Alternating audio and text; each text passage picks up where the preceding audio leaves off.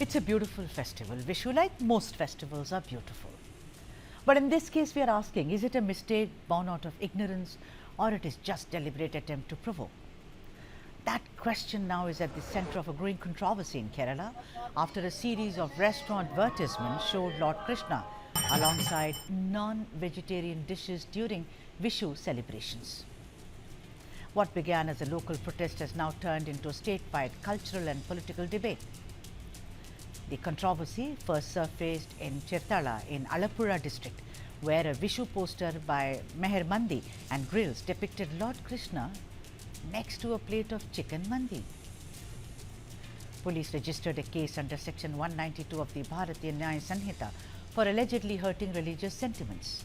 Soon thereafter, similar posters surfaced in Malappuram and Kottakkal, where restaurants used Krishna's imagery alongside dishes like shavaya and biryani, widening the controversy across districts. Protests follow, lots of protests, led by organizations including, of course, the Vishu Hindu Parishad and Hindu Aikyavedi. In Kerala, Vishu traditions are deeply tied to ritual purity, especially offerings made to Lord Krishna.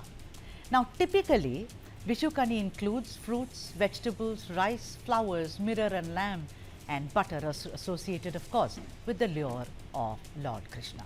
For many devotees, placing non-vegetarian food alongside Krishna crosses a sacred and also a cultural line. Interestingly, the controversy also reflects Kerala's regional cultural divide. In Malabar, many Hindu families traditionally include fish, or perhaps they could also include meat alongside festive meals. But if you move to South Kerala, Vishu and Onam offerings are almost always strictly vegetarian. So while food habits vary across regions, Krishna worship during Vishu generally follows vegetarian ritual practice statewide. The restaurant at the center of the first controversy has, of course, issued an apology, calling the poster a designer's error. They said the image was never meant to hurt sentiments. An alternative poster has already been prepared, the original version spread online without their approval at all. Listen in. നമസ്കാരം, മെഹർ മന്ദിയാനി ഗ്രിൽസിൽ നിന്നാണ്. കഴിഞ്ഞ വിഷുദിനത്തോട് അനുബന്ധിച്ചുകൊണ്ട് നമ്മൾ ചെറിയൊരു ആശംസ poster ഉണ്ടാക്കിയായിരുന്നു. അപ്പോൾ അത് നമ്മൾ തികച്ചും പുറത്തൊരാളെ കൊണ്ടാണ് ആ പോസ്റ്റർ ചെയ്യിപ്പിച്ചത്. എന്നാൽ അദ്ദേഹത്തിന്റെ അറിവില്ലായ്മ കൊണ്ട് നമ്മുടെ സഹോദര സമുദായങ്ങൾക്ക് ബുദ്ധിമുട്ട് ഉണ്ടാകുന്ന രീതിയിൽ ആ ഒരു ചെറിയൊരു മനസ്സിന് ചെറിയൊരു വിഷമം ഉണ്ടായെന്ന് നമുക്ക് അറിയാൻ കഴിഞ്ഞു. തികച്ചും ഞങ്ങളുടെ അറിവോടുകൂടി ചെയ്തതല്ല, മറിച്ച് അദ്ദേഹത്തിന്റെ അറിവില്ലായ്മ കൊണ്ട് ആ പോസ്റ്റർ അങ്ങനെ സംഭവിച്ചു പോയതാണ്. ഞങ്ങൾ എന്നാൽ അത് മാറ്റുകയും പകരം നല്ല രീതിയിലുള്ള ഒരു വിഷു ആശംസ പോസ്റ്ററാണ് നമ്മൾ എല്ലാവർക്കും വേണ്ടിയിട്ട് നമ്മൾ ഷെയർ ചെയ്തത്. ആ പോസ്റ്റർ വിവാദപരമായ പോസ്റ്റർ നമ്മുടെ ഒരു പ്ലാറ്റ്ഫോമിലും സോഷ്യൽ മീഡിയയിലോ ഒന്നിലും ഞങ്ങൾ ഇതുവരെ ഷെയർ ചെയ്തിട്ടില്ല. ഞങ്ങളപ്പോൾ തന്നെ അതെല്ലാം ഒഴിവാക്കിയതാണ്, തടസ്സപ്പെടുത്തിയതാണ്. അപ്പോൾ തുടർന്നും നിങ്ങളുടെ എല്ലാവരുടെയും മാന്യമായ സഹകരണം പ്രതീക്ഷിച്ചുകൊണ്ട് നിങ്ങൾക്കുണ്ടായ ആ ഒരു ബുദ്ധിമുട്ട് ഞങ്ങൾ മാനേജ്മെന്റ് ടീം നിങ്ങളോട് മാപ്പ് ചോദിക്കുകയാണ്. എല്ലാവരും സഹകരിക്കുക. However, Hindu Aikyavedi leaders say the repetition of similar posters in multiple districts raises serious questions. Now this is becoming completely political. BJP's Rajiv Chandrasekhar took to X and said as follows: using the image of Lord Krishna for a cheap, crass advertisement during Vishu is not creativity, it's blatant disrespect. He further added that this is not accidental or isolated. The CPM and Congress have spent years normalizing the mockery of Hindu beliefs under the cover of secularism, he said. So ladies and gentlemen, was this a branding mistake, you think, or a calculated provocation, or just ignorance? The larger debate continues about faith, tradition and whether businesses truly understood the cultural boundaries of Vishu before crossing them. Let me now go across to our guest on this story.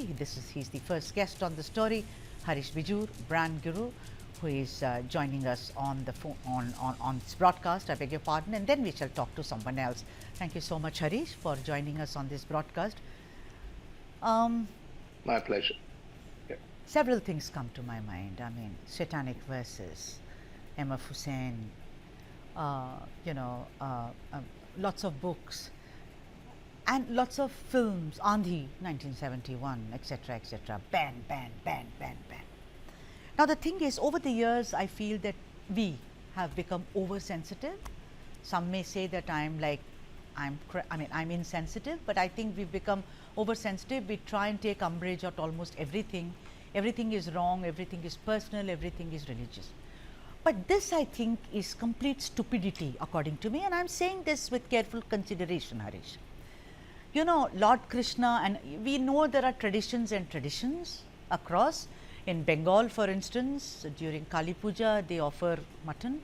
It's a known thing. During Durga Puja, most of them eat meat, but not inside the pandal, where the puja happens for Ma. There it's vegetarian. Outside, you can go and partake of whatever you want to. So, therefore, I think this, it's neither mischief nor ignorance, or it is just plain and simple stupidity. People may see, because a lot of them apparently, allegedly happen to be belonging to the minority community. So, we can jump to a conclusion that, oh, this is deliberate. But I think it is just stupidity. Your opening comments, sir. Well, firstly, I'd like to say that, when events such as this happen, particularly if they revolve around religion or belief, I think it's totally, totally wrong. While some people are tending to say that the first time round, this incident, when it happened in Cherthala, I think, was an accident. But, if it keeps happening again and somebody picks it up, that's not accident. That's planned idiocy. And I think, it's not only idiocy. I think it's a method to a plan. And that is something which is not acceptable. Opening comment simply to say that, when it comes to religion, please, for heaven's sake, brands, foods, beverages, please don't touch religion. Religion doesn't belong to you. And please also don't touch politics. These are two things I tell people, don't touch politics and religion, not for you. The business of business is business. Just mind your business. And I think this restaurant, which actually put it up, wasn't minding its business. It was stepping into public space. Privacy, private space and public space, that definition needs to be considered. Your private space ends where, in this case, your mouth begins. Okay. And the moment you go into public space and do something, it's completely wrong. And this, you picked on uh, religion. I think it's completely, completely wrong. It's idiocy and must be stopped at the fastest. All right. Now that you've said it, I was thinking about it and I thought to myself, we're talking about Kerala here, and where, you know, Onam and Vishu is celebrated across. I mean, it cuts across religious lines. I mean, I've seen it in Kerala, and it's done. You know, in a lot of South Indian states, that's what happens. I mean, in Tamil Nadu, if you go, the minorities are also celebrating Pongal, because it's an agrarian harvest festival. So there are no rules. They may not worship a particular god, but there is festivities, eating. Oh, it goes on and on and on, which is so beautiful. Now, this is Kerala. Someone needs to tell me that how come these blokes, whoever they are, they did not know about, you know, Vishu being sadhya, which is vegetarian meal on a banana leaf. And also, yes, like I added in my beginning, that there are some parts which has fish or could have dried fish or whatever, you know, other things. But largely it is vegetarian. More than that, okay, that could be something that I am sitting in north and I do not know what south is eating, but for God's sake, you know, I don't think that I want to believe that someone doesn't know that you can't have baby Krishna's picture along with mandi. Yes, absolutely. Because we need to consider the fact that, media caters to the lowest common denominator audience. Okay. And when you take a messaging, you must take a messaging that is acceptable to the entire lowest common denominator audience.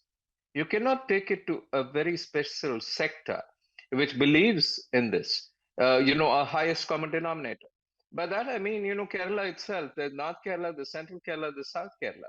North Kerala behaves in a particular manner when it comes to food and eating habits, and South Kerala believes in a different manner.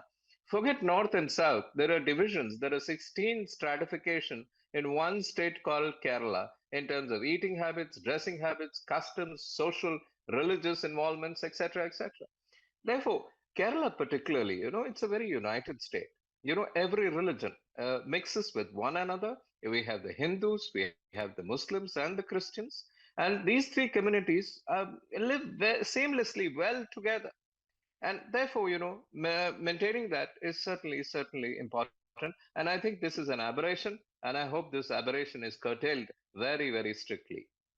They've been arrested. Certain men have been picked up, accused of having done so.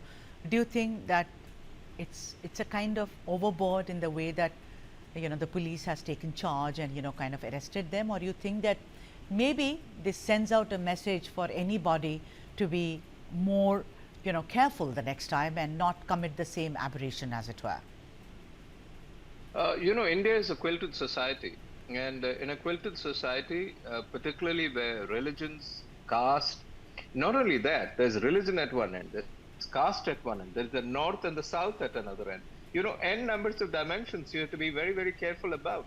You cannot critique the other in any manner. You cannot trample on the traditions of the other in any manner. So I think the actions that have been taken are completely legitimate. And I think, they go to signal to the audience out there, the entire Indian audience, please don't trample on other sentiments by using imageries which must not be used. Harish, for joining us on this broadcast. Thank you indeed. Thank you. Thank you. And then let me now bring in Mithun Vijaykumar, who's a very well-known political analyst from Kerala, who's joining us on the same story on this broadcast. Mithun, thank you so much for making the time. Mithun, what do you make of this? Do you think this is deliberate provocation, or you think this is just ignorance? And like I said at the beginning, complete stupidity, Mithun. It's stupidity plus there is a pattern. So we can't just call it a designer's error. They are calling it, brand error. They are calling it outsourcing. But today we must call it what it really is. Okay. It's a calculated, recurring and systematic test of Hindu tolerance is what I would like to say. And in the last few days, we haven't just seen one restaurant in Kerala mock, Lord Krishna on the day of Vishu. We have seen a pattern from Alappuzha to Malappuram. And when a pattern emerges, it is no longer an accident, it's an agenda. And now, there are people who are saying creative freedom. And why is that, creative freedom only ever seems to travel in one direction? Why is that the sacred symbols of the Hindu faith are the only ones used as bait to provoke the community, while selling meat? If this was truly about, wishing a community, they could use symbols that the community holds dear and, in an appropriate manner. But to place the infant Krishna, the deity of purity, beside a plate of mandi is not a greeting. It's a desecration disguised as a branding exercise. It is a deliberate attempt to see how far the Hindu community can be pushed before they react. And that's what we have seen in Kerala right now. In this. You say that there is a pattern to it. Of course, there are lots of things which come to my mind. Remember when Professor Joseph's hand was cut off, if you may recall. We've had also, an article in the Hindu, or was it a short story, where the minority community really rose up in protest. Of course, this that we are seeing. Mithun, do you also think that there is a pattern also because the way it has spread like bushfire? You see, from one place to another, unless this is run by three brothers or something, and maybe they share a designer, or maybe they share a design, playing on words. But do you think that the pattern is also because the way it spread? See, I think there is an agenda behind this, definitely, because the pattern, again, I'm going back to the pattern in which it spread itself shows that this is not about, a mistake, because I don't think any other, anyone in Kerala doesn't understand that Lord Krishna, or placing, meat in front of Lord Krishna, is seen as desecration of certain symbols, certain, Hindu symbols. So what we are, trying to label as oversensitivity is actually a community finally refusing to be a doormat. And sensitivity is a virtue in a civilized society. It's what, keeps us from hurting each other. But when you see a pattern, when one community's gods are constantly used for a, target practice, while others are handled with, very sensibly, that is a lack of sensitivity. It is a, right now what you see is the refusal to be humiliated by the Hindu community. And we see, we live in a country, where a single tweet or a cartoon can lead to international protests and street violence from certain groups. Right. Those cases, the media calls it respecting sentiments. Why is that when Hindus protest peacefully and legally, it is given the oversensitivity tag. Not at all. And I think that's very unfair. Before the constitution and before law, anybody from any community are equal and they have all the rights. Like for instance, I was with a brand guru just now before you joined us. He said that be careful, just be careful. This is complete carelessness and it's a terrible aberration. Now these blokes have been arrested, Mithun. Do you think that this shall be the end of it, or you think no? This is just the tip of the iceberg, as it were. I don't think Section 192 of the BNS is the end of it. It's just a start. We don't just want the designer, we want the ideology behind the design. People of Kerala must recognize the strategy. We should not let these provocations be normalized. Our gods are not marketing tools, and the faith is not, and the Hindu faith is not a punching bag. And it is time we demand a society where respect is a mutual obligation and not a one-sided sacrifice. Mithun, we're talking about Kerala here. I mean, we are all South Indians here, and we're talking about Kerala, which is highly enlightened, educated, very, very kind of, it coexists beautifully, whether you're a certain Christian, Hindu, Muslim. I mean, it's amazing. Onam, the way it's celebrated. Do you think that has been taken little, I mean, people like this, whoever, I don't want to name them, but who have done this kind of stupid branding exercise, have they taken this for granted, that no one will do anything to us? Yes, definitely. They are taking it for granted, and we hear a lot about the secular fabric of Kerala.